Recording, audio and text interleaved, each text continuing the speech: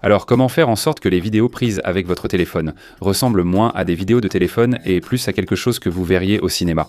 Eh bien, c'est exactement ce que je voulais découvrir. Alors, j'ai équipé mon smartphone, je l'ai poussé aussi loin que possible pour voir quel genre de résultat je pouvais obtenir. Et petit spoiler, les images étaient incroyables.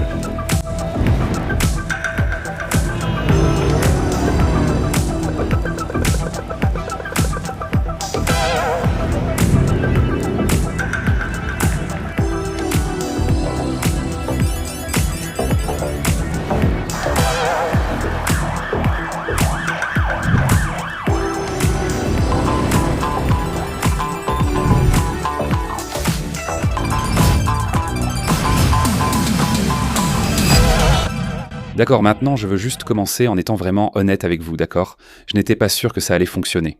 Je me suis lancé le défi d'utiliser l'iPhone pour créer l'équipement de tournage le plus pro possible, puis de l'emmener à Las Vegas pour tester jusqu'où je pouvais pousser cette config avant qu'elle ne ressemble plus à des images de smartphone. Je ne parle pas d'impressionnant pour un téléphone, mais vraiment cinématographique. J'ai découvert que le téléphone n'est presque jamais le problème, c'est tout ce qui l'entoure. Donc dans cette vidéo, je vais détailler exactement ce que j'ai construit, comment je l'ai utilisé, et analyser les plans qui en sont sortis. Un grand merci à Hum d'avoir sponsorisé cette vidéo. Maintenant, allons directement au problème des vidéos prises Buckron avec un téléphone. Bon, voilà le truc. Dès la sortie de la boîte, votre téléphone est déjà excellent. Stabilisation efficace, plusieurs objectifs, couleurs correctes, mais les vidéos ressemblent à celles de n'importe quel smartphone. Rien de vraiment cinématographique. Voici maintenant quelques plans tournés à Vegas. Même téléphone, regardez juste la différence. Ce n'est pas un filtre, ce n'est pas un effet d'IA. Voilà ce qui se passe quand on modifie l'installation autour du téléphone. 3 choses en particulier et je veux détailler chacune d'elles pour que vous puissiez faire pareil. Alors parlons de l'objectif et des réglages. La première chose qui change vraiment l'apparence de vos images, c'est l'objectif, et c'est ce que les gens remarquent tout de suite. J'utilise l'objectif anamorphique Freewell 1.33 X Pro Cine qui se visse directement sur la caméra principale de la coque du téléphone comme ceci. J'utilise l'objectif principal car il est le plus net, donne de meilleurs résultats en basse lumière et offre une profondeur naturelle. Alors qu'est-ce que l'anamorphique fait réellement? Eh bien il fait 2 choses.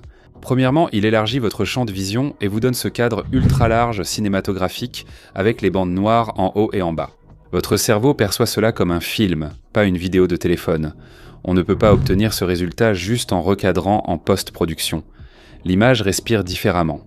La deuxième chose qui renforce l'effet cinématographique, ce sont les reflets lumineux. Chaque source de lumière crée une traînée horizontale sur l'image. L'astuce de cet objectif, c'est qu'il inclut des filtres à traînée interchangeables. Ainsi, vous pouvez rapidement passer d'un reflet bleu, doré ou neutre selon l'ambiance que vous souhaitez créer. À Vegas, j'utilisais surtout le filtre neutre, donc les reflets ont la couleur de la source. Passons à l'application Blackmagic Camera. Maintenant, une fois l'objectif installé, la prochaine chose dont je veux parler, c'est la façon dont j'enregistre réellement, car c'est là que vous passez d'une simple vidéo de téléphone à quelque chose avec lequel vous pouvez vraiment travailler en post-production. Pour ce tournage, j'ai utilisé l'application Blackmagic Camera. Si vous ne la connaissez pas, elle est gratuite et offre un contrôle manuel total sur votre caméra, contrairement à l'application appareil photo intégrée à l'iPhone. Vous contrôlez la mise au point, l'exposition, la balance des blancs, la fréquence d'image et la vitesse d'obturation. Les professionnels l'utilisent et, honnêtement, après cette application, il est dur de revenir en arrière. Maintenant, pour le format d'enregistrement, je filme en Apple Log HEVC. La raison à cela, c'est que Apple Log vous donne une image plate, avec peu de contraste. Je sais qu'en sortie de caméra, ça paraît affreux. Tout est délavé, il n'y a pas de couleur, pas de contraste, mais c'est justement tout l'intérêt. Ça préserve tous les détails dans les hautes lumières et les ombres. Donc quand vous arrivez au montage, vous avez énormément de flexibilité pour travailler. J'utilise HEVC plutôt que ProRes parce que ça permet de garder des tailles de fichiers raisonnables. Les fichiers ProRes sont absolument énormes, alors que HEVC offre une qualité d'image presque identique, mais avec une taille de fichier bien moindre. Vous gardez l'image Apple Log Plate, facile à étalonner, sans saturer le stockage du téléphone. En revanche, la vitesse d'obturation reste bloquée au double de la fréquence d'image. C'est la règle des 180 degrés, et c'est ce qui vous donne ce flou de mouvement naturel, plutôt qu'une image qui ressemble à une vidéo filmée par une caméra de surveillance. Maintenant, quand il s'agit de ramener les couleurs en post-production, c'est en fait assez simple. Il suffit simplement d'appliquer ce qu'on appelle une LUT Rec 709, qui convertit essentiellement votre image Apple Log plate en un espace colorimétrique normal. Ensuite, il suffit d'affiner, d'ajuster le contraste et de renforcer les couleurs selon vos envies.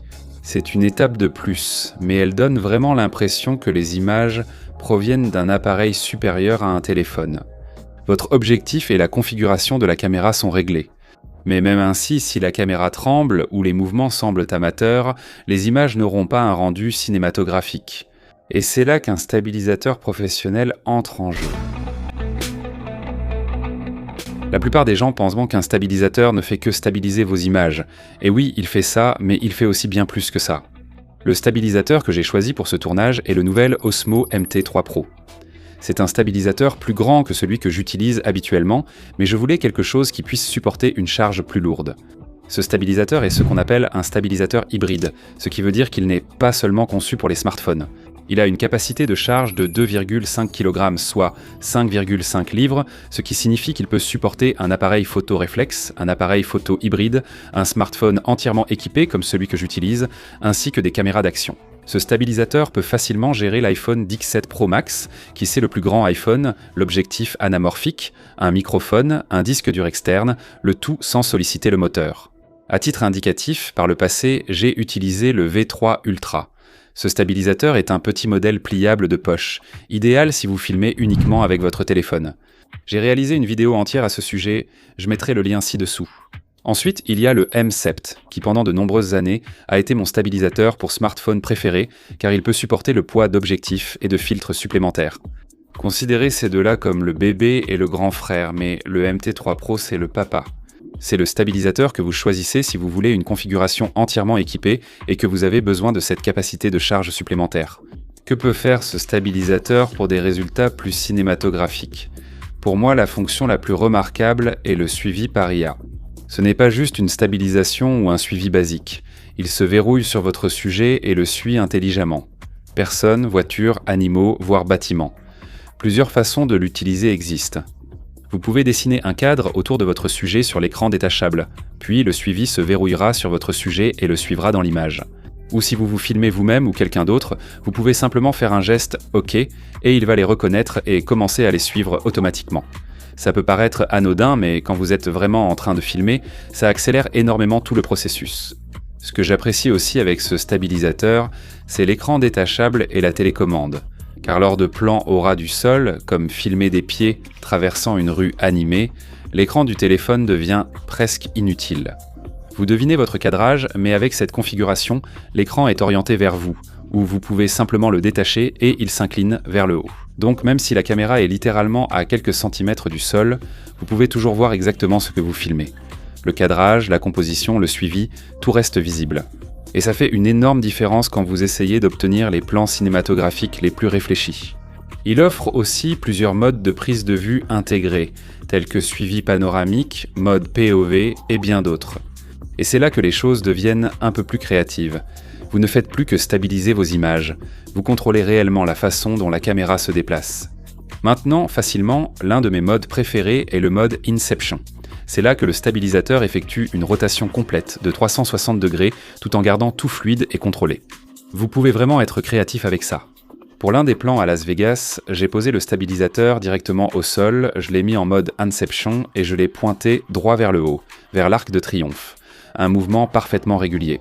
Pas de tremblement, pas de secousse, aucune imprévisibilité, juste une rotation propre et contrôlée. Au montage, tu peux aller plus loin car le mouvement est déjà très fluide. C'est vraiment le but de cette installation. Il ne s'agit pas seulement de stabiliser tes images, mais aussi de rendre simples des plans normalement difficiles ou impossibles à réaliser seuls. L'autonomie de la batterie est d'environ 20 heures. Je l'ai utilisé 2 jours entiers à Las Vegas, sans recharge entre les prises, ce qui est un vrai atout. Et tu peux même l'utiliser pour recharger ton téléphone, ce qui change complètement la donne. Maintenant, pour une grande partie de ce tournage, je capturais simplement les choses telles que je les voyais. Mais une chose en particulier a attiré mon attention. Cette voiture de police. Et pendant que je la filmais, 2 policiers sont revenus et m'ont demandé ce que je faisais. Désolé. Donc, c'est une belle prise avec les gyrophares qui clignotent ? Ouais, c'est bon. Ça ne vous dérange pas, n'est-ce pas ? D'accord, merci mec. Ouais, Ça vous dérange si je la prends? Merci les gars, ça rend super bien.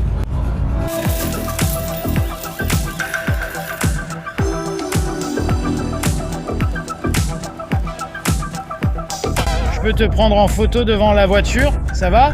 Tu peux faire ça? Oui, ça te dérange? Ce sera rapide. Ouais, d'accord, regarde juste l'appareil photo. Ouais. Ça te dérange si on voit mon visage? Mais je veux juste avoir un peu de lumière sur ton visage. D'accord les gars, c'est parti.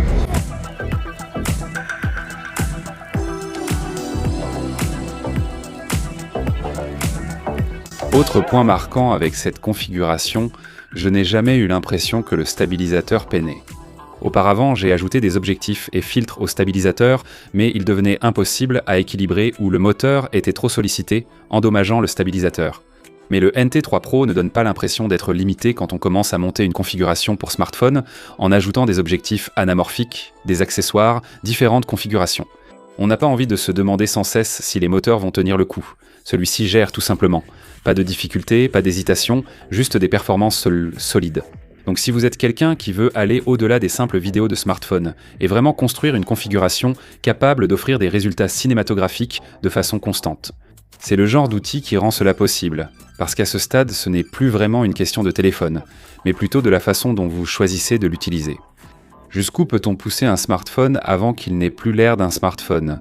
En réalité, c'est plus loin qu'on ne l'imagine. Le téléphone n'est pas le facteur limitant, il fait en fait son travail. Ce qui change, c'est tout ce qu'il y a autour de lui. L'objectif anamorphique vous donne le rendu, le format écran large, les traînées de lumière, la sensation du vrai cinéma. Les réglages manuels offrent le contrôle pour retravailler les images en post-production, au lieu de les figer selon les choix du téléphone. Et le stabilisateur vous apporte le mouvement, pas seulement la stabilité, mais un mouvement de caméra intentionnel et maîtrisé. Les plans qui poussent à demander « Quelle caméra as-tu utilisé ?» En combinant ces trois éléments, votre équipement joue dans une catégorie supérieure. Si vous voulez aller plus loin, j'ai un cours complet de vidéographie mobile qui couvre toutes les bases. Parfait si vous débutez. Un grand merci à Hom d'avoir sponsorisé cette vidéo. Je mettrai un lien vers le stabilisateur MT3 Pro dans la description ci-dessous, et un immense merci à Jason et Eddie qui ont aidé à filmer les coulisses de cette vidéo pendant notre séjour à Las Vegas. Je n'aurais pas pu le faire sans vous. Vous êtes de véritables légendes. Ces deux gars ont des chaînes YouTube sur la réalisation et la production vidéo. Si ça vous intéresse, allez voir, le lien est en description. Mais comme toujours, merci d'avoir regardé et on se retrouve dans la prochaine vidéo.